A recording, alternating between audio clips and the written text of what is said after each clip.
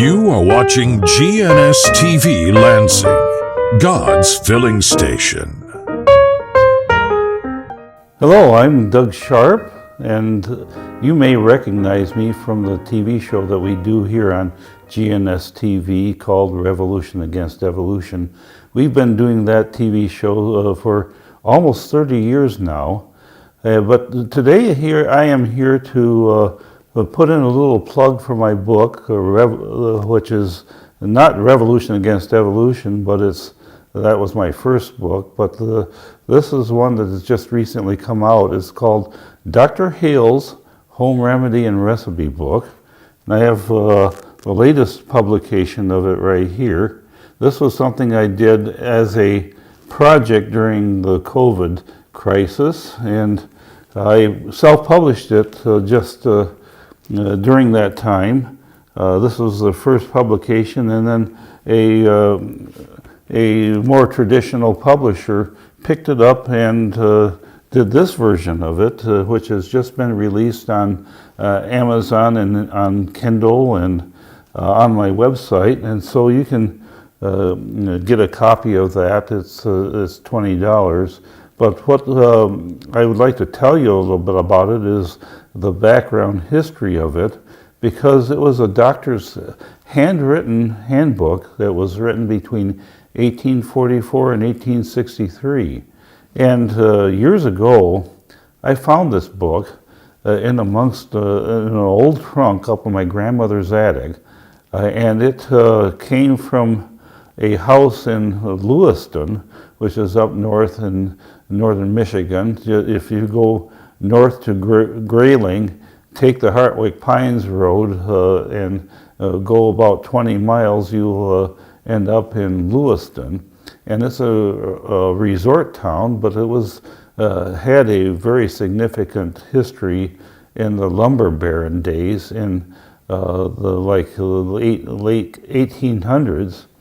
But this book, we found it in this trunk of books, and there's a whole bunch of other books in that. It's mostly old poetry. There was an original edition of Longfellow's Wayside Inn, and I treasured this collection of old books, but this one in particular was very fascinating because it was a unique, one-of-a-kind book that had all these different recipes in it, and I was very curious about it. And so I had known about this book for about 30 years, and I asked my grandmother about it, and she was still alive, and she really didn't know a lot about it, but it came from the collection that she inherited from her uncle. So this guy, Elmer Thompson, would have been my great-great-uncle.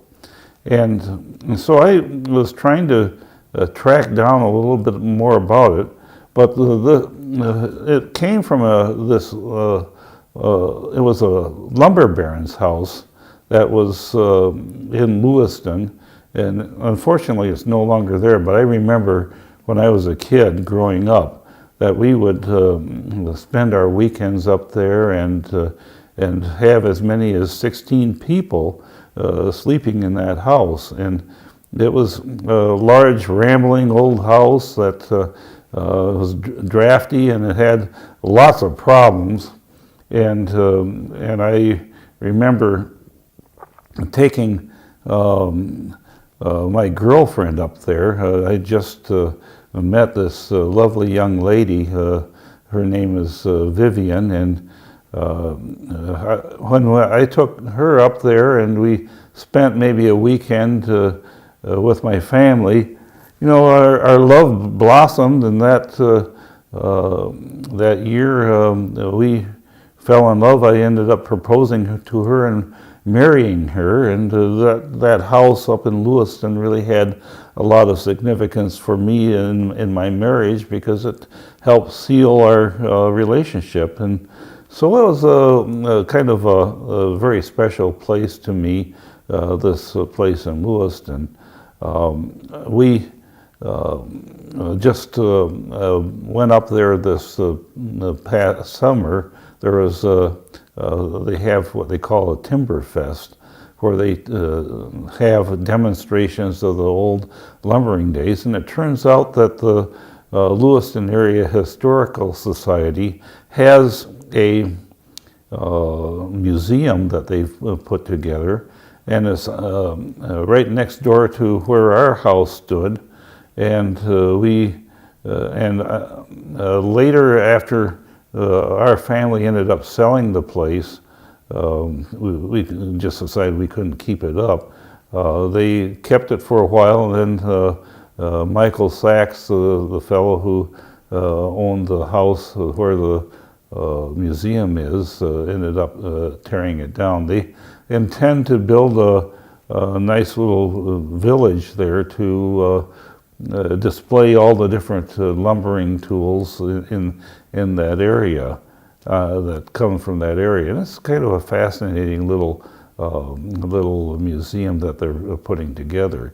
It's kind of a nice little community effort. I've grown to admire that community up north and what they're doing. So they're selling this book in their museum, and I also volunteer as a docent at the Michigan History Center downtown, and they also carry my Dr. Hale book in it. Now, a little bit about it. What I found very fascinating was that not only the history of it, but I tried to figure out, well, who is this Dr. Hale? Because it didn't look like any part of our family. And then how did my great uncle end up with this book, and what the relationship was it to me? And so I had a little mystery to solve with this book, and I ended up doing some research on the internet with the names of the people that were in this book. Now, there was several people mentioned. There was Wallace A. Hale, Lucy M. Hale, Jerome Hale, and then there was a Benjamin Hale. And it turned out that I was doing this internet search, and I plugged all those names in that internet search, and I came up with a 1913 book that was written about the history of Calhoun County. And then it mentioned Walter Hale, and the Walter Hale ended up being the brother of Wallace Hale, who was one of the principal people who put together this book. But it turned out Jerome and Lucy Hale were the parents of Walter and Wallace. And then there was Benjamin Hale, who was the grandpa. And apparently he was the author of many of these recipes. He was a doctor as well as Wallace was. And so the article mentioned all these different people that I had in my internet search, and then it also talked about Walter Hale's son, Frederick, and his grandson, Orville. Well, I looked Orville up on I thought Orville Hale would be fairly unique, and so I looked him up on the internet as well, and I found him in the 1940 census, and it mentioned his two sons, Jerome and Truman. Well, I looked up Truman Hale on the internet search and found that he had a telephone number. So I called him up. And I asked him, was Orville your father's name? And he said yes. And his grandfather was Frederick? Yes. Great-grandfather was Walter. Then your great-great-grandfather was Jerome, and your great-great-great-grandfather was Benjamin. He said, how do you know all of this? And I think I got a piece of your family history here. And so I went in and talked to him about that, and showed him all the different things that I had in the book. And then he says, you need to talk to my sister Lois, who is the family historian.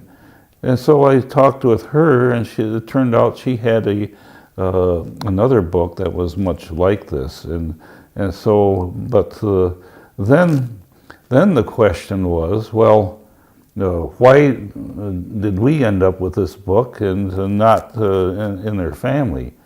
And I did a little bit more digging around in my great uncle Elmer Thompson, a little bit about his history. And it turned out he owned a farm down in the Clarence Township, and it matched the same township that Walter Hale had his farm. And so I mentioned this in the book. My guess is that Elmer Thompson borrowed this book from the family and never returned it. Now, what's funny about that is that in the beginning here, there's on the inside page, it says this: "Steal not this book, you little cusses, for if you do, you will hear of fusses." And getting into the book itself was very interesting because it has this English system of weights and measures that were in effect between 1828 and 1864. And you may not know this, but the way that things were done back then were not standardized in the way that they did their apothecary system.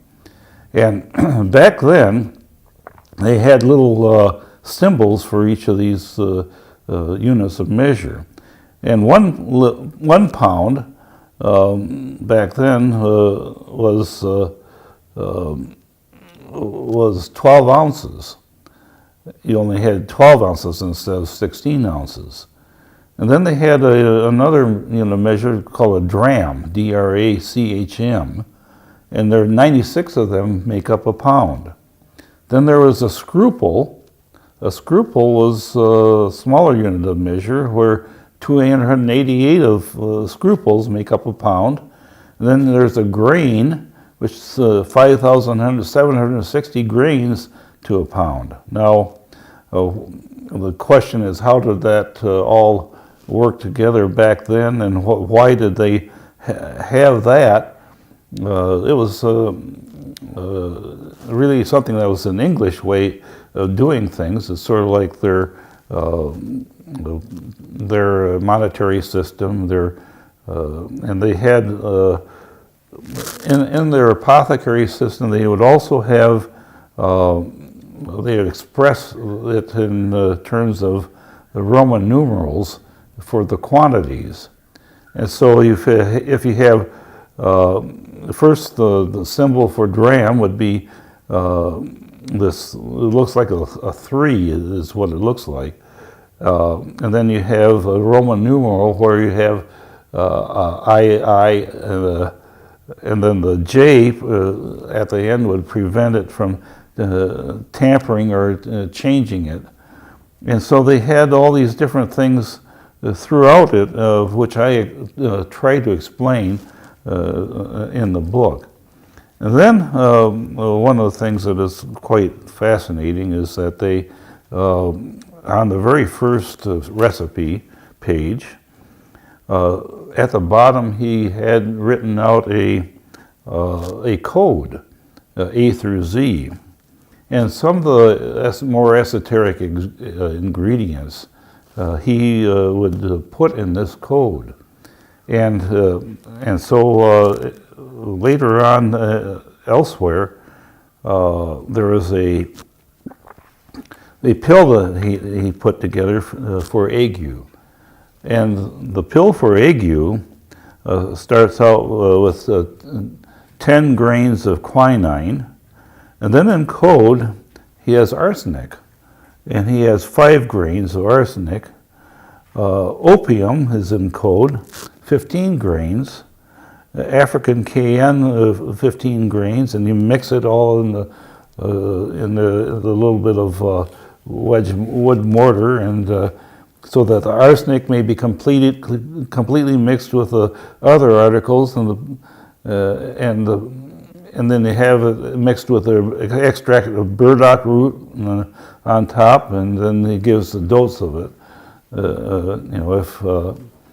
And it's sort of like this. You have a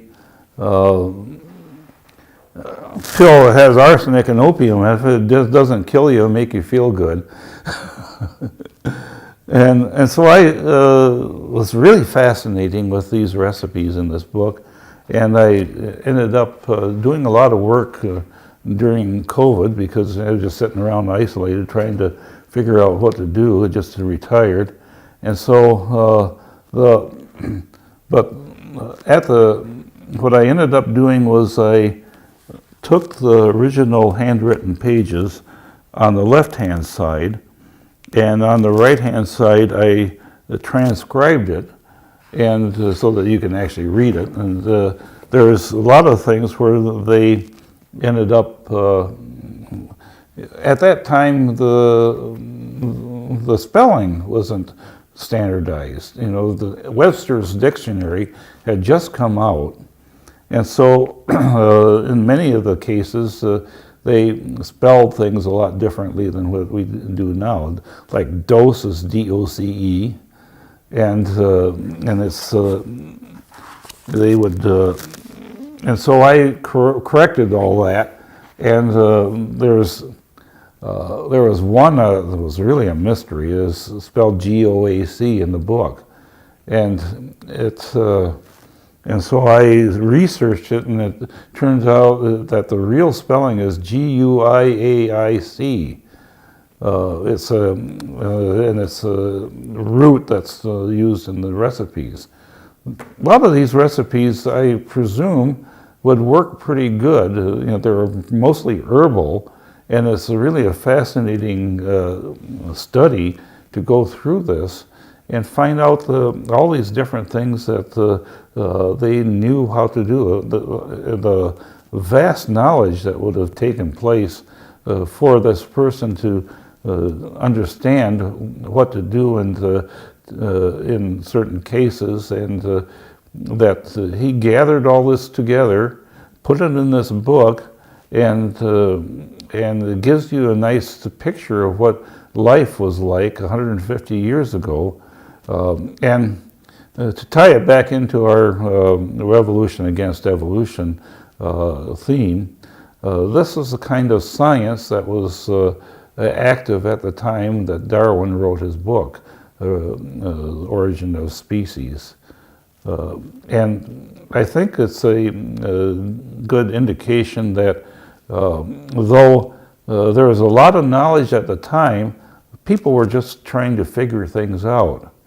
And I think a little bit about the 1611 version of the King James Bible, and the Puritans, and the people who finally had the Bible in their own language, and just thinking through how what they need to do to obey God. It's a little bit of how we can understand that back hundreds of years ago, it was kind of tough to do what was right. Some of the recipes in this book are crossed off, which probably mean they didn't work. And you have to think about, well, what does that mean? Do they actually take this stuff and die? I have to wonder a little bit about that, and so I put a disclaimer in this, saying, well, you have to understand that this is a book that gives you a picture of what the remedies were like 150 years ago, and you don't really want to maybe try it. Now, there's one thing that I actually tried, and it's the recipe that's on the back. It's called bird's nest pudding. And it says, if you wish to make what is called bird's nest pudding, prepare your custard, take 8 or 10 pleasant apples, pare them, dig out the cores, but leave them whole. set them in a pudding dish and pour your custard over them and bake them about 30 minutes. Well, I tried that, although I didn't quite follow the recipe, I think, the way it's supposed to do, because what I did was I put a big pan out, and I put the apples all in the big pan, and then poured the custard over all these apples. Well, it just did not turn out.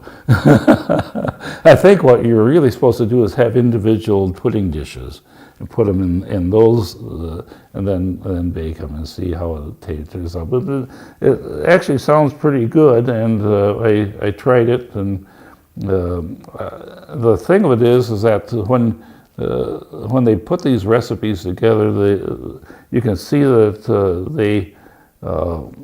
they don't get very precise or accurate in all the different things they put in the recipes. But a lot of things that you see in this is that you're trying to figure out how they actually did these things and worked with it. Like, here's the remedy for diphtheria. It says, freely swab the back of the mouth and throat with a wash made of table salt, 8 grams, black pepper, golden seal, nitrate potash, alum, 1 gram, mix and pulverize, put in a teacup filled with half full of boiling water, stir well and fill the cup with good vinegar. Use it every half hour, 1 or 2 or 4 hours, as recovery progresses. The patient should swallow a little each time. To the outside, apply the following: spirits of turpentine, sweet oil, aqua ammonia mixed well. Bathe the whole of the throat and to the breastbone every 3 or 4 hours. Keep a flannel on part of the time. It says good, better, best, first rate. And so he compliments his own recipes. It's kind of fun. Here's horse and man liniment. 1/2 pint spirits of turpentine, the same quantity tanner's oil, and then the 3 ounces of sugar lead, saltpeter, oil vitriol. Pulverize the lead and saltpeter. Add the first 2 articles, and when shaken together, add the oil vitriol, leaving the vessel open for a little time, then close it. For fever sores as galling on the saddle on harness. And so you're getting a picture of what they did for the horses, but that stuff is nasty. You know, if you're taking turpentine, sugar lead, which is lead acetate, that's not good for you. Let's put it that way. And oil vitriol, but they use these things as their cures. And there was one that really made me shudder. It was a sure cure for hydrophobia, and what that is that if you're bitten by a rabid dog, what you're going to do is you want to clean out the wound with vinegar, but then you add a few drops of hydrochloric acid. Figure out what the pain of that would be, but I suppose that if there was anything in the rabies that was that would probably, if you cauterize it with hydrochloric acid, well, it made quite a wound, but after it'd probably be better off than getting the rabies itself. Yeah, who knows if that worked or not? But this book is pretty fascinating, and I sort of wondered, how a little bit about the Hale family themselves, and I talked with Mrs. Reed, who was Truman's sister. And she said that years ago, the family had Wallace Hales' doctor's bag. He was a doctor in Ashley, Michigan. And it was interesting, though, that one day, I guess one of the people in the family were going through things, and they just tossed it out. Oh, what a travesty that was! But and she regretted that. And well, it was interesting that on the page 16 of the book, they had a recipe, a meningog. Now,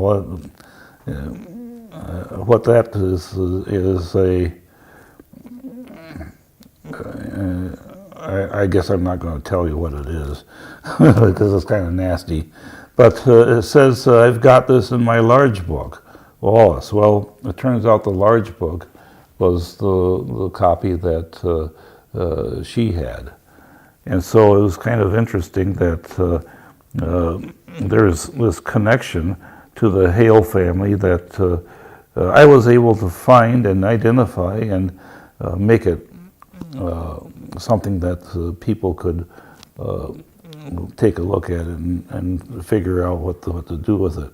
There's some recipes for cookies in here. There's one called Crockers, gingerbread, fruit cake, puff paste, and then there's this one called whip syllabub. And what you do is you take a quart of thick cream, 1 gill of wine. Now the gill is a liquid unit of measure, and it's like a half a cup. The juice of 3 lemons, half a pound of loaf sugar. Pour it in a large pan, then beat it well as the froth rises to the top. And take it off and put it into glass. And so it's a little bit like meringue or whipped cream or something like that. But there's a real John Bull pudding, 1 pound of flour, 1 dozen candy Zante currants, raisins. You have beef suet, cut middling fine, 8 yolks and 4 whites of eggs, half a nutmeg grated, 1 teaspoonful of sugar of ginger, 1 pint of sweet milk, and beat the eggs and put them into the half milk and beat them together and by degrees stir in the flour. Then the suet, the spice, and the fruit, and much more of the milk as will mix well together, very thick. It'll take 4 hours in boiling. Stew it with grated sugar, then I went on the dish. So I don't know if you want to try that or not, but I think it's fascinating. This is what they did back in 1850 or thereabouts. And there's a recipe for mead in here, which is, and they have ginger beer. Here's the mead recipe. To make mead a wholesome and pleasant drink: 2 quarts water, 2 quarts molasses, 5 ounces of tartaric acid, 5 ounces of wintergreen essence, 1 ounce of lemon, and 1 ounce of sassafras, all mixed together. Then take the white of 2 eggs and beat up the spirits and brown sugar and add to the above syrup. Take 2 tablespoons of the syrup to a pint glass, 2/3 full of water, foam with soda. So these are some of the things that are in the recipe book, and it's kind of fun to go through this and just get a glimpse of what life was like in the 1800s when James Buchanan and James K. Polk and Franklin Pierce were presidents, Millard Fillmore, and then ending up in 1863 when the Civil War was. So the Civil War, everything changed a little bit. But where you can get this book is on my website, www.rae.org. and /shop. And you'll see some of my other books there as well. I have a book about my wife, No Worries in Heaven. I spent almost 50 years with her, and she passed away a year and a half ago. So, but I have a book about her. So I hope that you get a copy of these books and check them out. And I hope you enjoyed your time with me with Dr. Hales Home Remedy and Recipe Book. We'll talk to you next time. You are watching GNS TV Lansing, God's filling station.